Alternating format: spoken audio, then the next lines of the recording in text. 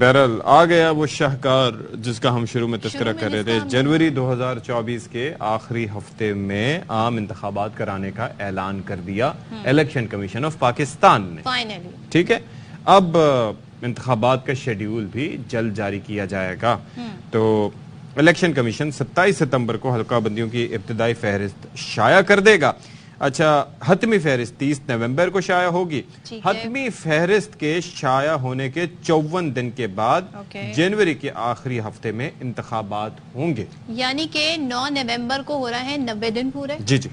30 کو حلقہ بندیوں کی حتمی فہرست سامنے آ رہی ہے اور الیکشن جو ہوں گے وہ جنوری کے لاسٹ ویک میں ہوں گے. تو یہ تو 90 دن سے ایکسیڈ ہو گیا معاملہ. ہاں جی. تو اس پہ سیاسی جماعتوں کے کچھ تحفظات ہیں, کچھ نے ویلکم کیا ہے. اب جناب آپ کو بتا دیتے ہیں جی, ساتھ ہی جو نگراں وزیر اعظم ہیں وہ یہ کہتے ہیں پاکستان چند مہینوں میں نئی حکومت کا انتخاب کرے گا. اور کونسل آف فارن ریلیشن سے خطاب میں نگراں وزیر اعظم کا کہنا تھا کہ مستحکم اور جمہوری پاکستان ہماری اولین ترجیح ہے. اب جناب ساتھ ہی الیکشن کمیشن نے چیف سیکرٹریز سندھ, پنجاب, خیبر پختونخوا, بلوچستان کو عام انتخابات کی تیاری کا حکم دے دیا ہے.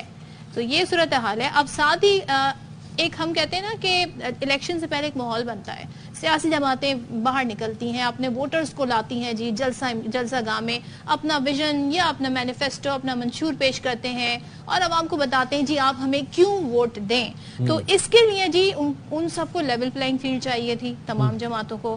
اب کیا ہو رہا ہے, اب جب سے نیب ترامیم والا جو کیس ہے اس کے جو فیصلہ آیا ہے اس کے بعد سیاسی جماعتوں کے جو رہنما ہیں, جو بڑے بڑے قائدین ہیں, ان پر کیسز کھل گئے ہیں. اب بھی ظاہر باضابطہ طور پر وہ عدالت میں اس طرح منتقل نہیں ہوئے ہیں, لیکن اس اعلان کے بعد اب ظاہر الیکشن کی بھی تیاری کرنی ہے, پھر کیسز بھی سامنے آ رہے ہیں. سابق صدر آصف زرداری نے چودھری شجاعت سے بھی ملاقات کی, صورتحال جو سیاسی ہے اس پر انہوں نے گفتگو کی. اور ادھر نیب آرڈیننس ترمیم کے خاتمے کے بعد کیسز میں جو پیش رفت ہوئی ہے تو پیپلز پارٹی نشانے پر آ گئی ہے. بات کر لیتے ہیں جی اسی پہ. ہمارے ساتھ موجود ہوں گے پاکستان پیپلز پارٹی کے سینئر رہنما ہیں Nayyar Hussain Bukhari. Very good morning to you Nayyar Bukhari صاحب. بظاہر تو یہ لگتا ہے کہ الیکشنز کی تاریخ آ گئی ہے, چلیں 90 دن نہ صحیح. ایک تو یہ کہ اس پہ بھی آپ تھوڑا سا ریمارک اپنا ایک ریئیکشن دے دیجیے گا کہ یہ جنوری کے آخری ہفتے میں تو یہ نومبر میں تو نہیں ہو رہے. دوسری چیز یہ ہے کہ یکسوئی کے ساتھ ظاہر ہے کہ الیکشنز ہوں تو آپ اپنی انتخابی مہم میں جاتے ہیں, اپنے نظریات کے حوالے سے بات کرتے ہیں, ووٹر سے کنیکٹ کرتے ہیں اور یکسوئی کے ساتھ یہ کام کرتے ہیں. لیکن ساتھ ہی ساتھ یہ جو نیب کیسز کا کھلنا, یہ الگ تلوار کا لٹکنا, یہ کتنا ڈسٹریکٹنگ ثابت ہو سکتا ہے فار پولیٹیکل پارٹیز؟ شکریہ. گزارش ہے کہ جو پاکستان پیپلز پارٹی کا موقف تو رہا ہمیشہ سے, اور آج بھی موقف ہے کہ ہم تو اصرار کرتے تھے کہ 90 ڈیز میں الیکشن ہونے چاہیے. آئین کا تقاضا یہ ہے. بہرحال الیکشن کمیشن نے اپنی ڈیٹ تو نہیں دی, ایک انڈیکیشن دی ہے کہ لاسٹ ویک. تو ہم تو آج بھی مطالبہ کرتے ہیں الیکشن کمیشن سے کہ الیکشن شیڈول دیا جائے اور اسپیسیفک ڈیٹ دی جائے. اور پاکستان پیپلز پارٹی نے اپنی سینٹرل ایگزیکٹو میں بھی یہ فیصلہ کیا تھا کہ ہم بالکل مطالبہ کریں گے الیکشن کمیشن آف پاکستان سے کہ جو کانسٹیٹیوشنل پروویژنز ہیں ان کو اپ ہولڈ کیا جائے. اور اسی سلسلے میں جب ہمارا ڈیلیگیشن بھی ملا, اس میں خود شریک تھا الیکشن کمیشن آف پاکستان سے 29 اگست, تو ہم نے وہاں پہ ضرور اصرار کیا کہ جی آپ الیکشن کا ڈیٹ دیں, شیڈول دیں, تاکہ یہ انسٹیبلٹی ہے, یہ انریسٹ ہے, اس میں سے کمی آئے گی اور پولیٹیکل پروسیس شروع ہوگا. ابھی انہوں نے ڈیٹ تو ایگزیکٹ ڈیٹ تو نہیں دی, لیکن پھر بھی ابھی یہ معاملہ سب جوڈس بھی ہے. اس کے لیے الیکشن کمیشن کیا موقف لیتا ہے کہ وہ بیانڈ 90 ڈیز کیوں گئے ہیں؟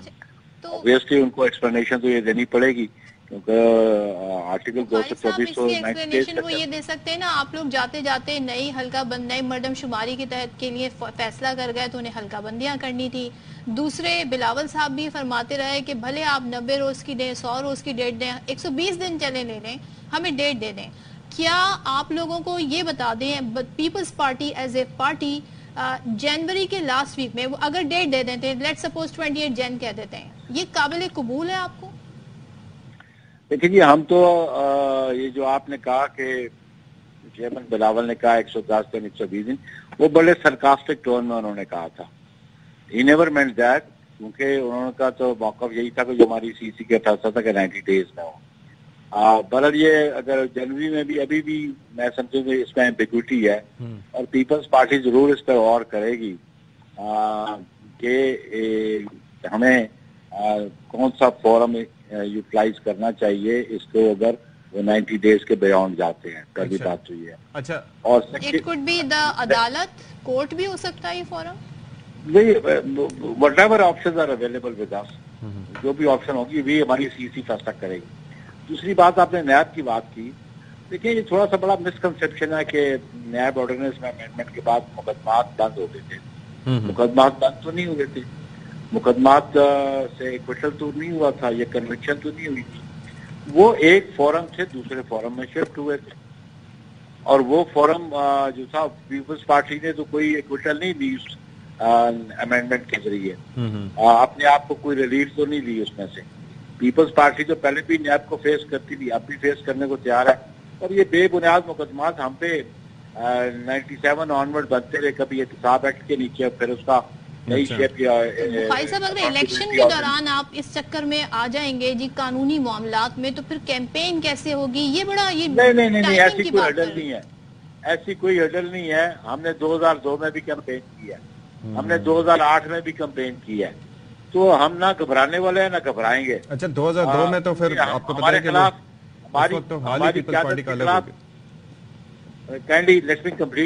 हमारी क्यादत के खिलाफ कोई कन्विक्शन नहीं हुई।